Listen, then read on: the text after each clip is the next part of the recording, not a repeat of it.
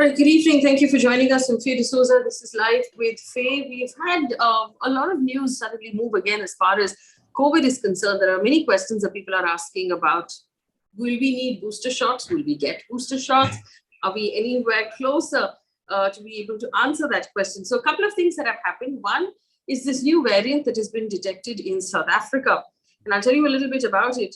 And the second thing that we want to answer is the question of booster shots. Dr. Shahid Jameel, who is a noted, respected virologist, is the director of the Trivedi School of Biosciences at Ashoka University, and also a professor at Oxford University, joins us right now. Dr. Jameel, good evening, good afternoon to you. Thank you for joining us. Just to give our audience an understanding of where we are as far as the new variant is concerned, this new COVID variant detected in South Africa called B11529, or what's being called the new variant, new variant. It's being termed by the country of South Africa, a variant of serious concern.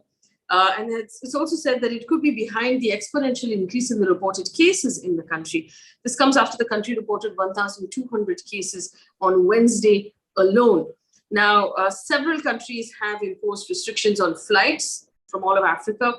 UK, Israel, Singapore, Japan. EU has blocked the entire region. The WHO is still studying the virus in order to tell us whether this new variant is more contagious, if it's more transmissible, and how it will react to our existing vaccines as well. So we don't know that information right now.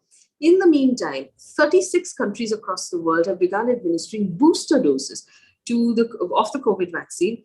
US, Germany, Austria, Canada, France are among those who began administering the booster vaccine already. Remember, the WHO's chief has strongly criticized the booster vaccine, saying that it is unfair for Western countries or countries that are well-to-do to be giving a third round of vaccines when most of Africa, where this new problem has now popped up, doesn't even have its first shot. Remember, this is what the WHO was warning us about, that if we do not, as a world, as a global community, vaccinate Africa fast enough, there will be a new variant that comes out of there. And that seems to be what we're looking at. Africa's population is only 10% vaccinated. US is at 59%. Germany is at 68%. India is at 30% of fully vaccinated people. And several European countries are now beginning to impose restrictions as well. In fact, in latest information, a flight from Johannesburg that has landed in Amsterdam, the passengers are not being allowed to get off that flight at all. So that's the level of concern, or you could call it paranoia. That's the level of concern right now across the world. Dr. Jameel joins us right now. Dr. Jameel, good evening. First question about this variant. How worried are you about this, and how much information do we have so far? Well, the information, Faye, that we have so far is that the variant is primarily seen in South Africa.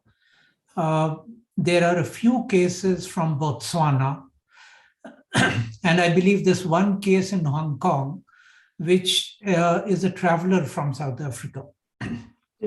Even within South Africa, this is restricted to a particular region of South Africa. So at this point, it's difficult to say whether it's spreading fast or it won't spread fast. It's too early to say that. The reason for concern is that this particular variant possibly has the highest numbers of mutations that we have seen so far. There are about 30 different changes from the original virus, 10 of which are in the spike, which is the target for all the vaccines. So again,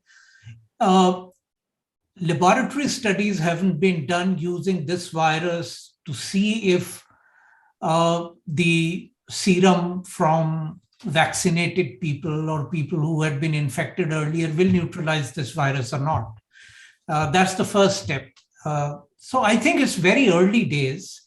We also don't know how much the effect of these changes are on the ability of the virus to transmit.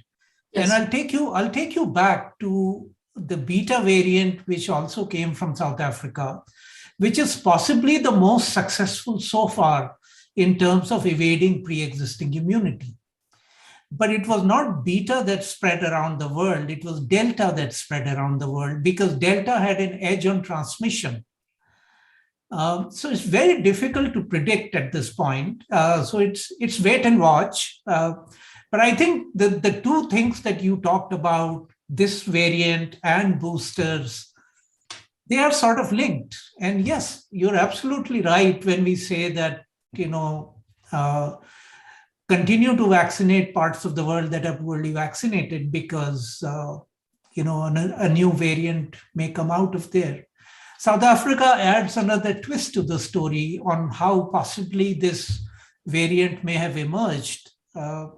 And if there is interest, we'll talk about it later. But I believe you have some questions. Let me just see if I've understood this correctly for our audience, as well as for my own sake. So you're saying that from the original COVID virus, right, there are 30 changes in this new variant, which is the most number of changes we've seen so far. But what we don't know is if these changes make it faster, make it more dangerous, make it resistant to our vaccines. We don't know what these changes mean. So we know that this is a heavily mutated version, but what superpowers does this mutation give it? We don't know yet. And for that, it makes sense to wait a couple of weeks and just see. Right. So all mutations don't make the virus more powerful. Mutations also weaken the virus. So, now that this has emerged in a population, it must have some advantage as a virus to have caused, some level of outbreak. So it's time to watch it very closely. Yes. And given the fact that the health ministry of South Africa, we don't know what Botswana's response is so far, but South Africa is calling it a variant of concern and saying that it is perhaps behind the sharp spike that the country has witnessed in the last 1 week. What would that mean to you? Does that suggest a higher level of transmissibility? Well, it could be, but it's also possible that it's circulating very locally and not really spreading as much. Remember that, if you simply look at the graph of daily cases in South Africa, there has been a certain spike in the last week. In fact, there was a sudden spike on 25th of November. But now I believe that that spike has come from historical cases that have been added to the database. So sometimes just looking at the graph without all the details available can also be misleading. But South Africa is certainly on an upward trajectory at this point. And I think what the health ministry is saying is that this upward trajectory may be due to this particular strain. And as far as the variant of concern is concerned, that's not for South Africa to decide, that's for WHO to decide. And my understanding is that 12 noon Geneva time, there was a meeting at WHO to discuss this. Hopefully by evening, we will know details of. My hunch is that WHO may call it a variant of interest at this point. Well, I must point out to our audience that South Africa, as of now, is 23.8% fully vaccinated among its citizens. India is 30% fully vaccinated. So not very far away from that mark, which brings me to the question. Yeah, but South Africa is only 28% people have one dose. According to the data I'm looking at, so you're saying 23% fully vaccinated, 28% with both doses. One dose. So there's a massive gap there. India has done far better with the first dose. Yes. Which brings me to the question I was going to ask you about booster shots, Doc. We know there are a couple of things that are happening as well. Germany and France are seeing their fourth wave, which looks very concerning. The countries' governments are very concerned as well. Many countries across the world are handing out booster shots in a 5-month, 6-month window from the last shot. Right. Do you think India, and I'll keep the decision of whether or not Indians will get the vaccine in a bit, but do you think Indians will need that booster shot as well? I feel eventually people who are in the high risk category will need a booster. But when to give a booster and who to give a booster should be decided by data and not by emotion. In the UK, where I am right now, they decided that people above 60 who have had their last shot 5 months back can come in for a booster. Now, that is decided based on a certain cutoff that Public Health England has on how much immunity has waned off. Now, yes, India may decide to not stick to the 80% effectiveness, but to 70% or 60% or whatever, or 80%. But it has, we need the data. And as far as I know, India's data is not publicly available. If the Ministry of Health has the data, then they should use that data to decide and set our own benchmarks there, whether to give boosters or not. But I think a bigger issue than boosters at this time is to make sure that as many people in the higher age groups are given both shots as quickly as possible. That's where we see more severe disease, that's where we see mortality. And it also links to the question of vaccine availability and vaccination availability. So if we were living in an ideal world where, there's plenty of vaccine available, yes, go ahead and do that. But I believe in India, we're not in that situation and we will have to prioritize. So don't panic just because a new variant has come out in South Africa. Continue vaccinating people at scale and make sure that as many people, at least in the vulnerable groups, get 2 doses of the vaccine. Yeah. Now, Dr. Jameel, and the people who were vaccinated first in our country were healthcare workers and senior citizens. For those who received their first dose before the month of April, in March, for example, that first set of people, your recommendation is they should be tested so that we have some understanding of the immune response still in their system. And those are the ones who will possibly need the booster shot before everybody else. Well, testing again, what will you test for? If you test simply for antibodies, we don't really know what is called correlates of protection, which simply means does 10 units of antibody protect or 100 protects or 1 protects? We don't know that. And, people make different levels of antibodies and give and make different levels of T cells, which is another part of the story. And we're not even testing for T cells. So I think it's a little more complicated than that. What I would say is healthcare workers fall in the certainly high risk category. And, they should be in line for boosters when the government decides to give boosters. The other issue will be what vaccine do you use for boosters? 88% of people in India got AstraZeneca vaccine, the Covishield. Now, you can't give Covishield as a booster. That's a limitation of that vaccine. If you give it as a booster, it's not going to do very much. So in the UK, what they're doing is everyone who got the AstraZeneca vaccine is getting a Pfizer booster. Yes. Now, what options does India have? India has not imported any RNA vaccines. India has, however, made a protein vaccine, which Serum Institute has made, the Novavax vaccine. BioE has also made a protein vaccine. Both of those await approval by the regulator.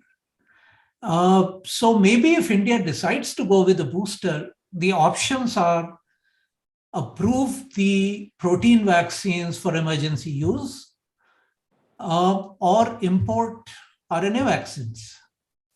So there is a bit of preparation needed for that. You can't just wake up tomorrow and say, okay, everyone who got 2 shots of Covishield will now get another shot of Covishield. That's not going to do much good. We have actually 2 cohorts right now that need attention. You did say there are healthcare workers. If India were to decide on booster shots, they would be first in line, and they ought to be because they're exposed the most. Senior citizens who were vaccinated earlier. Children in India, were not vaccinated at all. Anybody above the below the age of 18, not vaccinated at all. Right. State governments are now opening schools full time across the board. Do you think there needs to be a serious question right now about whether or not our children should be vaccinated, Doc? Well, see, again, it boils down to risk versus benefit. In children get as much infection as adults do, but children show very little disease. So if the amount of vaccine, if your ability to deliver vaccine is limited, then I would focus on the adult population first before going to children.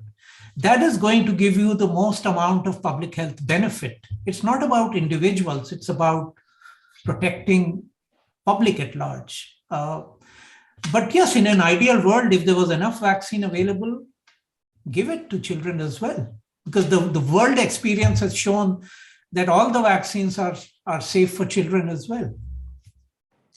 There was a Lancet article, an article published in the Lancet from a research paper that was done in the All India Institute of Medical Sciences that said the effective coverage of protection given by Covaxin, which is Bharat Biotech's Covaxin, is 50%, far lower than what was first initially estimated. Again, many people have disagreed with this, questioned it, said it was political. But what would that mean for the population in India that have taken this vaccine? Yeah, so we have to distinguish between vaccine efficacy and vaccine effectiveness. Efficacy is something that is determined in a carefully controlled clinical trial. And that came out to be 78% for Covaxin.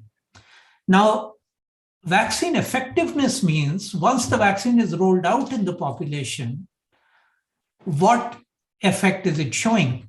And the data comes from the months of April and May of this year when the second wave was in full swing. And that showed that Covaxin affords 50% protection in a field situation. I would have hoped that it would be a little better, but we take what we have. There is another paper out which I saw today on Covishield, similar studies on Covishield, and Covishield is giving somewhere around 63% or some number like that. So the take home is that the fall in effectiveness in about 6 months' time is much less for Covishield compared to Covaxin. And it just has to do with the biology of these vaccines. It has nothing to do with who made which vaccine. There are different types of vaccines. Covaxin is a killed virus vaccine, which will not give very good killer T cells at all. Whereas Covishield is a viral vector vaccine, which produces the best-in-class T cells. So, and this is something that we are completely ignoring when we simply talk about antibodies. But both arms of immunity give protection. So let's not worry about those numbers. I think what is very important is to give vaccines. Whatever vaccine is available, it should go into people. A vaccine sitting in a vial is not going to do any good. It has to go into people. That's the important thing. We also understand, Doc, that India is now, and this is a news story from 3 weeks ago, India is expected to export 20 million doses of vaccine by the end of this year to COVAX. Now, this is important. COVAX is the WHO's endeavor to vaccinate those countries that don't have access. It's an important thing to do, like I said in the beginning, as part of the world population. Can India afford to do it right now? Because this was a mistake we made about a year ago as well. We patted ourselves on the back and then were caught napping. Do we run the risk of doing that again? No, I don't think so. I mean, I fully agree with the government's position of exporting vaccines. Remember, this is not just a humanitarian duty. It is also a commercial agreement. India makes vaccines for the world. The credibility of Indian companies to stand up to commercial agreements is also at stake here. So that's why I keep saying that let's not Yeah. Panic. Let's not address things based on emotion. Let's address things based on data. And our position as a vaccine producer in the world. Well, speaking of data, this is again a story now from a couple of days ago. Randeep Guleria, the director of the Indian Institute of Medical Sciences in New Delhi, at an event on Tuesday said that no booster shot is required in India right now. He also said that the drive that we're currently conducting as far as vaccines is going really well. Now, we don't know what data Dr. Guleria was referring to when he made this announcement that we do not need a third dose of boosters in India. Well, Dr. Guleria sits on government committees. He's on the National Task Force. So maybe there is data that is available to him. That data is not publicly available, so it's not available to me. I can only say what I can see. But I think as a larger point, I think what Dr. Guleria might have been saying is that is similar to what I'm saying. And that is to get 2 doses of vaccine to as many people as possible now without worrying about a booster to certain people. Yes. I'm in agreement with him completely on this. ANI has quoted him saying that since there is no surge of COVID-19 cases in the country right now, there is no need for a booster dose. The sense that gives me is that, are we going to wait for a surge and then scramble again? That might be a little... Well, I mean, I don't really know what he meant, and let's not put words in his mouth, but yeah. This was also echoed by, and this is just, I'm not going to ask you to respond to it. I'm just reading it out for our audience's benefit. VK Paul, member of Niti Aayog, also present at this book launch, added that the decision on the booster shot, if necessary, will be decided based on science and studies currently ongoing on the matter. So just to put this in a nutshell, Doc, you're saying that there's no need to panic at this point. If you could help us understand what's happening in Germany and France. Germany has made some strong statements. Their government has said that most of the people who are showing up in ICUs are unvaccinated. So they've said, if I'm paraphrasing, he said that by the end of the year, German citizens will either have been vaccinated, cured, or dead because of COVID. It's quite a strong statement. What is this surge in reaction of? Because it's 68% vaccinated, the country, Germany. Yeah, but remember, the data from all European countries, UK is like 88, almost 90% are fully vaccinated, 90% adults fully vaccinated. So people who are showing up in hospitals are the ones who are unvaccinated. Don't look at just the numbers of infections. This vaccine, any COVID vaccine is not designed to prevent infections. It is designed to reduce the blow of the virus. Yes. Even if you get infected, the disease is asymptomatic or mild. So don't look at just numbers. Look at severe disease hospitalization rates. And almost all the people who are showing up in hospitals are unvaccinated.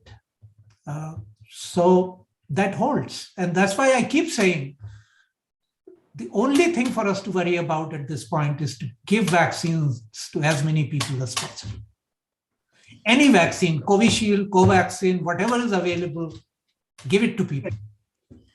Given the level of vaccination in Africa, or the lack of it really, is it likely that that there will be more room for more variants, as the WHO has been warning us for the last several months?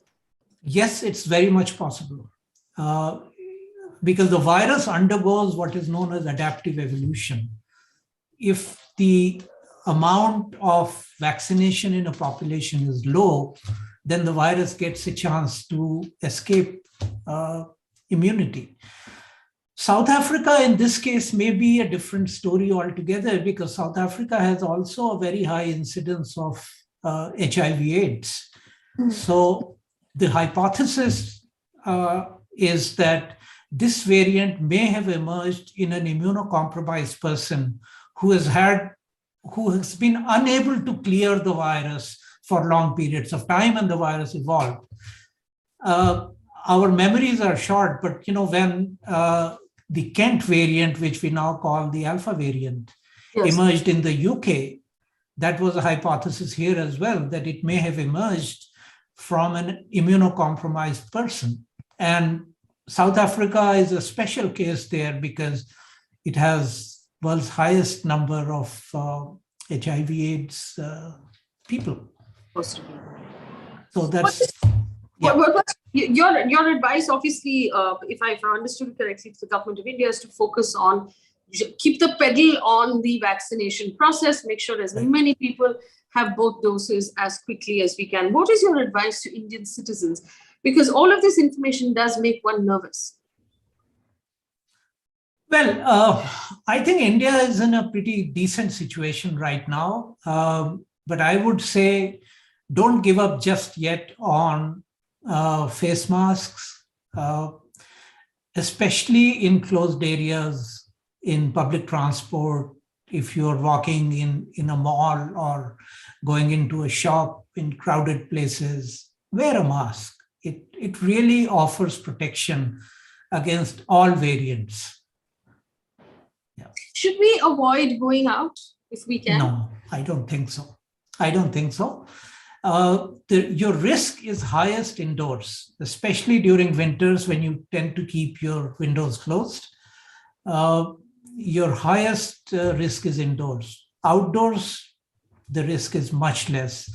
But as a matter of habit, if you have a face covering, you are better off than somebody who doesn't have a face covering. And again, it's all about risk versus benefit. So hang on there. Don't give up just yet. Continue to be cautious. Doctor, also, I want to come back to the question of children, because while many schools have reopened, they've left the decision to parents, saying you can continue to use online education. If you prefer offline, you can send your children to school. Should parents remain cautious? You're talking about India? India, yes. Yeah. So in schools, I think what is most important is that all adults in a school setting are vaccinated. Yes, when schools open, there will be an increase in infection in children. And that is the experience, the global experience tells you that. But then children will stay home for a few days, they'll be fine. The risk of disease is much, much less in children. But what children are losing by not going to school is I believe, far worse now. For the most basic thing is midday meal scheme. I mean, children in the low income groups are losing out on nutrition besides education. Everyone doesn't have access to a smartphone or a tablet to access education. So I think it's time to open schools, make sure our adults are vaccinated in schools. And don't panic if your child goes to school and comes positive. The child will be fine. All right. Dr. Jameel, thank you so much for spending time with us and answering all of these questions. There is a new variant of the virus in South Africa. There are new waves in Germany and France. India is well placed, but we shouldn't lose sight of the fact that we still need to keep our masks on. We still need to maintain social distancing. Never forget the rules that we've learned the hard way over the last 2 years, and our vaccination process needs to continue without stopping. Doc, thank you so much for speaking with us. I wish you good luck. Dr. Jameel is teaching at Oxford right now. He's one of the most respected virologists we have in the country. It's a pleasure to speak with him. Thank you.